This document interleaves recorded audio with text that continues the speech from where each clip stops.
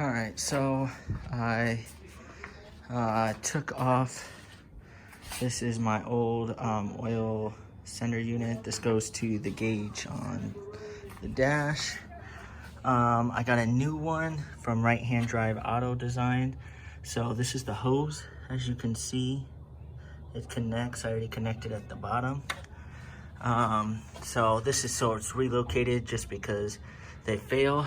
If you come over here, here's the new one with the mount and then the new harness. So what I'm gonna do is I think I'm gonna mount it like probably right here, you know, screwed in, and the wire is long enough that I can get in there. The wire's kind of behind this hose, so let me hook it up. We can test it out, see, make sure no leaks. All right, so my new oil pressure sending unit from Right Hand Drive Auto Designs. I mounted it right here, right next to my my boost, the boost solenoid.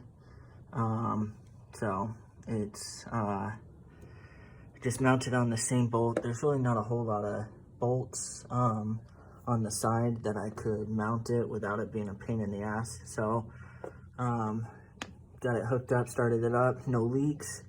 Ran the plug underneath with all the rest of the wires under my Hikis pump and stuff like that with the wires. Looks pretty good. I'm going to start her up again and run her down the street, make sure that she doesn't have the same issue. The problem I was having was it was fine when I was at stop, but when I was driving, my oil pressure gauge would drop down to 0, and then when I come back to a stop, it would rise back up. So I'm gonna test it out, but it's pretty simple. Just make sure all the fittings are tight, and then yeah, that's where I mounted it. You can see my battery, you know, right here. So, you know, my fuse box. So hope this helps.